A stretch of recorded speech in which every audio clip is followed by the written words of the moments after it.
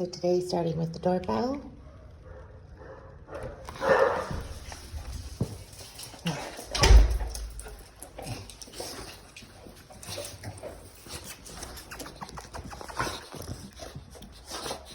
There we go.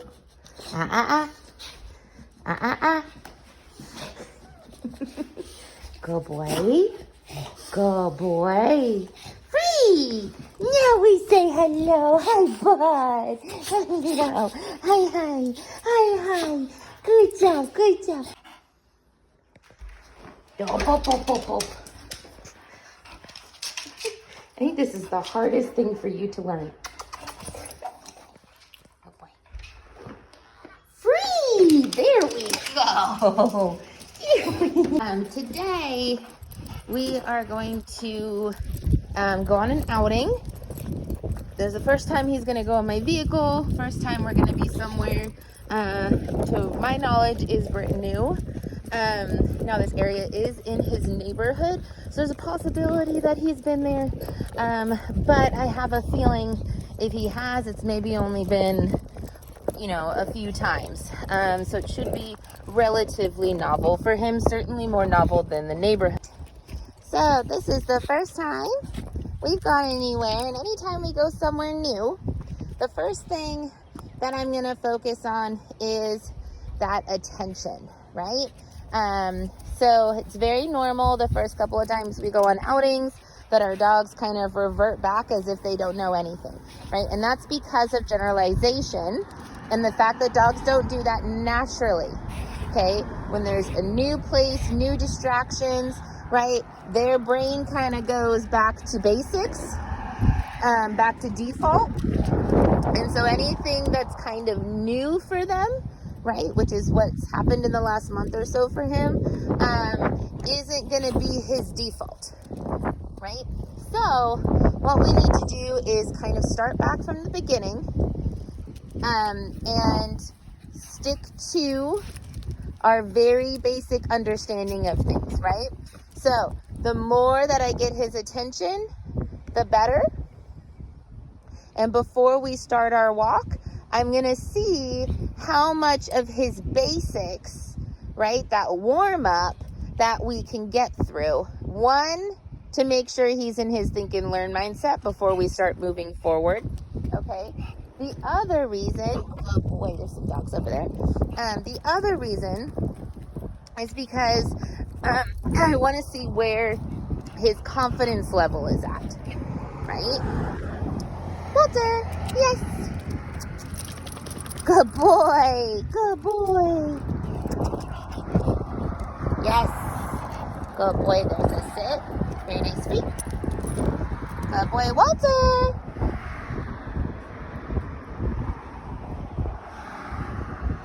Good boy, yes.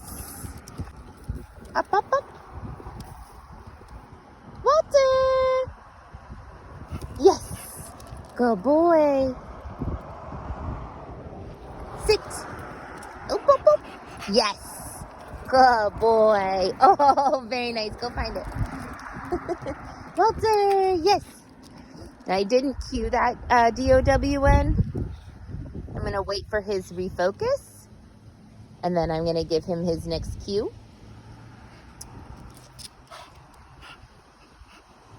Good boy. Yes. Good job. Rewarding for multiple. Good boy. Free. Walter. Yes. Good boy. Good boy down. Yes. Good boy. So the warm-up also comes in handy here, right? Because it's something free that he has a lot of confidence in, and he knows that he can do it, right? And it kind of gets him back into that working mindset because it's a pattern that he recognizes. Good boy. Reminds him that he can succeed.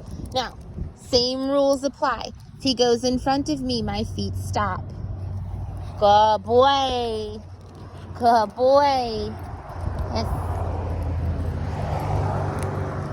Yes.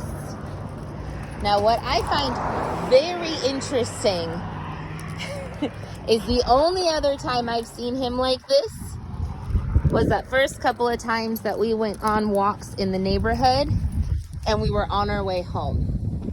So the fact that he is so excited to be here is really interesting. This is not the dog I thought I was going to see today. And that's okay. Good boy! Good boy! Good boy! Good boy! Oop, oop, oop. Fix your leash. There we go, yes. Woo! Good boy! Good boy!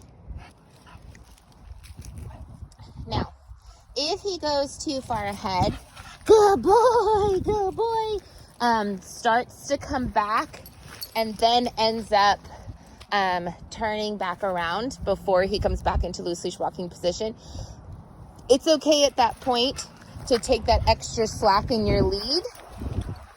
Good boy, yes. And make your leash shorter, right? So that he can't go nearly as far the second round that he walked away as he did the first round, right? I'm also very quickly going through the motions here as far as when he gets to have his treat, right? The first time he came back into loose leash walk, he got his treat right away, right? Now that he's showing me that he remembers to come back, now I'm going, okay, so the next one is you have to take a couple of steps with me, right? And then you get to have your treat. Good boy. And this seems to be where he struggles, right? Is right here after he gets that treat, he wants to just disengage and go, okay? And this is where we need to work on with him, his understanding,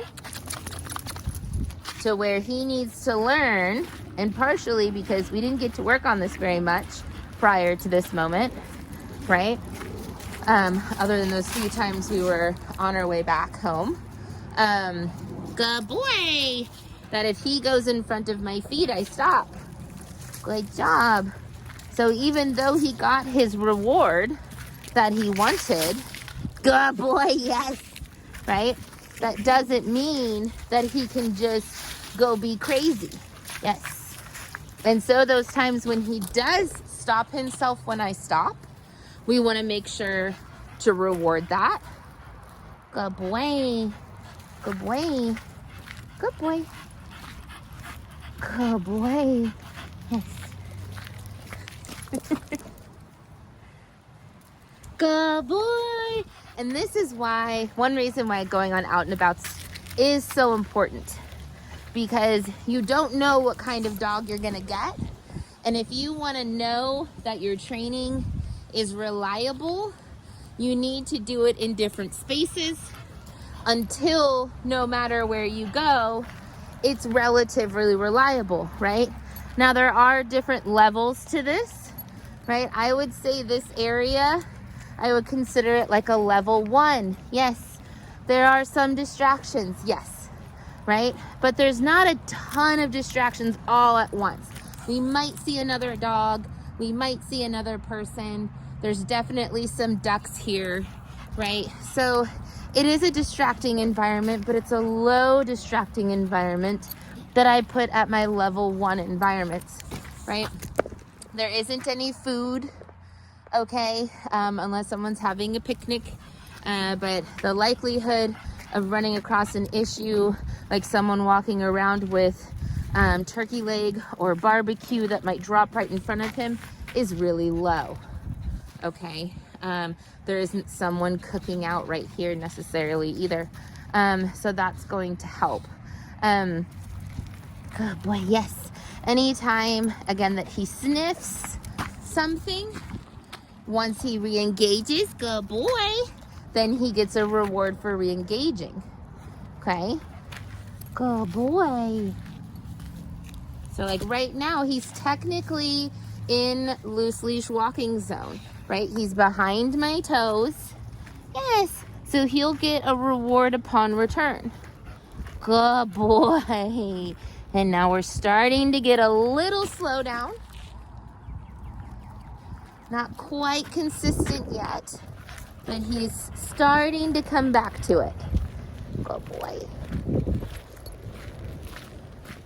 Good boy, yes.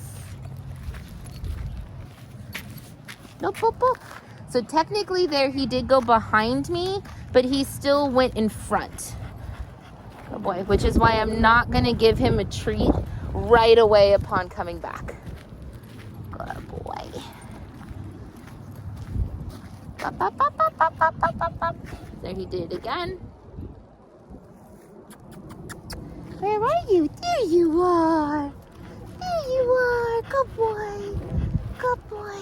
Yes. Awesome. So, I do have some people coming up. We're already going to be rewarding a tad bit more often. I'm also shortening my leash so that if he gets out of loose leash walking position, he's gonna feel the pressure pretty immediately, right? I'm gonna make sure he's on the outside. I'm gonna step off the path just a bit to give these people some space. Good boy. And again, ideally, we encourage him to keep in motion. Good job. Good boy.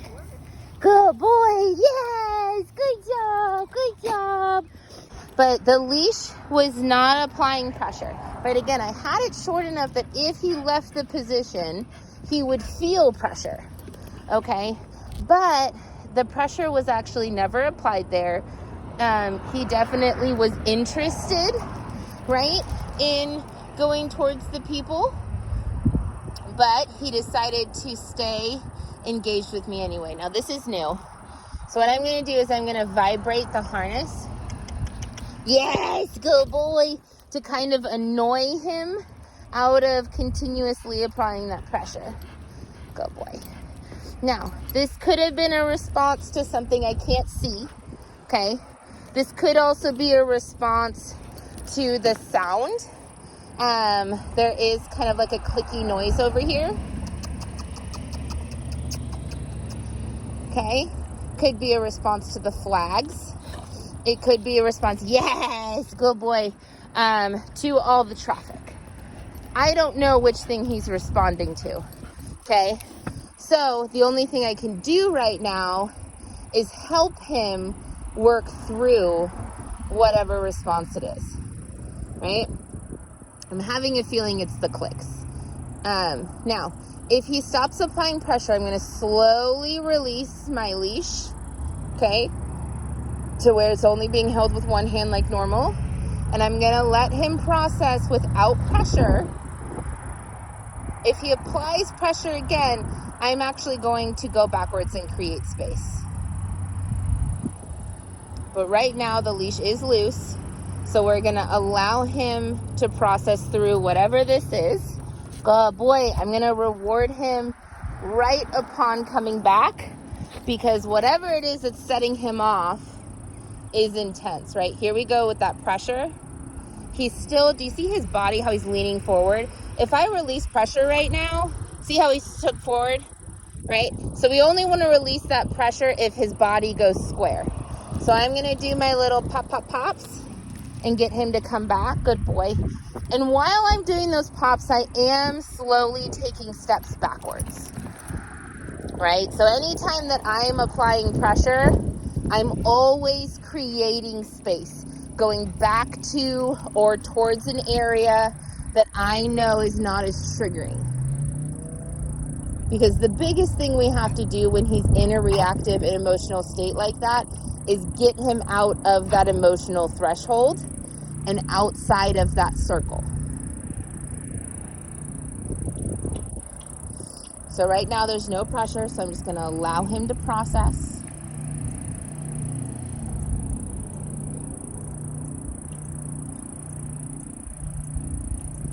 And that clicky sound is actually the pump right here.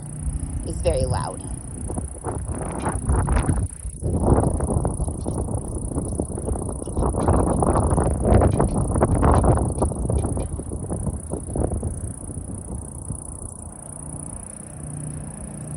Good boy. Yes.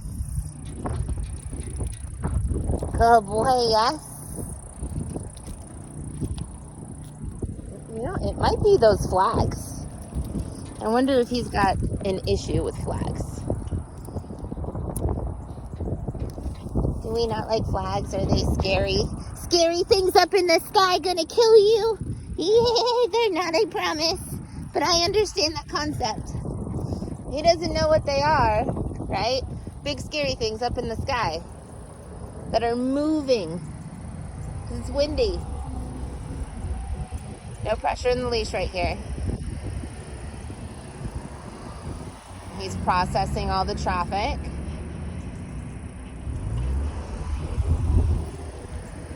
Now this area, I would consider a little more of like a low to medium distractible spot, right? Because there's so many cars. Now, if there weren't so many cars, I would still consider this a low distracting area. Because for most dogs, they wouldn't be triggered by all the things.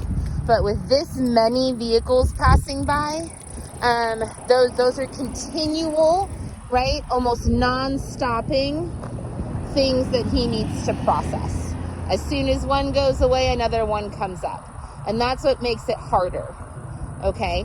Now, the reason why it's not like super hard and why it's just like a medium difficulty is because it's the same kind of thing, right? It's not people and dogs and horses and cars and cats, right? It's just cars, which is what makes it a kind of lower level difficulty. Boop, boop, boop. So again, we've got that forward stance and popping and slowly stepping backwards. Yes. Good boy. Good boy. Good boy. Now, we are also getting very close to where the ducks tend to hang out. So I expect the last few minutes of this session on this out and about to be either super easy if he doesn't care about ducks, or just as difficult because, oh my God, there's ducks. Good boy. Now, luckily, most of the ducks are going into the water. I really like this area, mainly because most of the ducks will create space, right? If I have a dog who's kind of going nutso, they tend to go away as opposed to getting closer. I have had a duck during like egg season, laying season, that they did approach me and a dog in a defensive way. I think because we got too close to a nest. But most of the time, good boy, these ducks are not trying to have an issue with a dog, right? But they are very distracting, especially when they do things like this and start quacking and making noises, which they tend to do when they have a dog who's just staring at them because they're trying to alert the other ducks, right, that there is a thing. So they're a great way to work on a distraction and disengagement and reactivity, because they create space. They don't ever really come again towards us, which will set off a dog's reactivity because that forcefully makes that circle in that distance smaller, right, and puts them into that reactive zone. So it's a little easier to control as a trainer. And again, they're not extremely exciting to most dogs. Now, if you have a bird dog, that's not necessarily the case. But for most dogs, ducks are interesting, but they don't already have an association with ducks. That means fight, flight, or play, right? And in dogs, play is pretend hunting.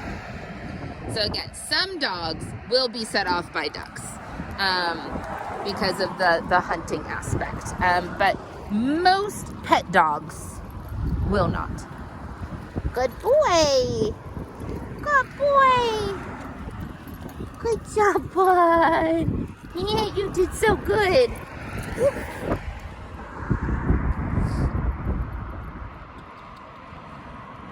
And if there's prolonged pressure, I'm going to give those little pops. Hello. Good boy. So that guy kind of snuck up on me. And the first instinct for a lot of people right there is apply pressure, right? Force your dog to come back to you. But that's going to set a dog off, right? So instead, make sure your leash is just short enough that if your dog moves forward, pressure will be applied at that point, okay? If your dog doesn't move towards the person, pressure should not be applied ever at any point, okay? If the person was truly concerned about your dog because they're not a dog person, they're going to create space, right?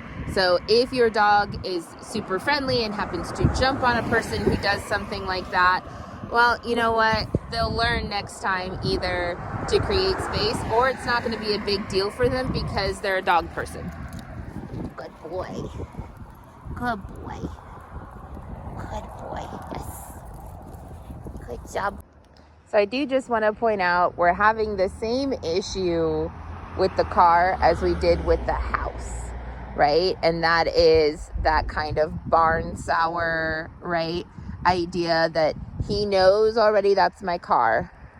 And so he's trying to get to my car much faster than he normally does. He leaves that position very quickly. You see, he's trying to get to the car, right? He's not just trying to go forward at this point in excitement. He is very clearly trying to get to my vehicle. So making sure that, again, even in this scenario, a lot of people, they'll kind of go into the idea of, oh, well, they're just trying to get to the car. I want to get to my car, right? I want to be done with this. I'm ready to go home. And so they want to give in to that. Don't, right? Or you're going to have a dog who always goes and pulls towards their car.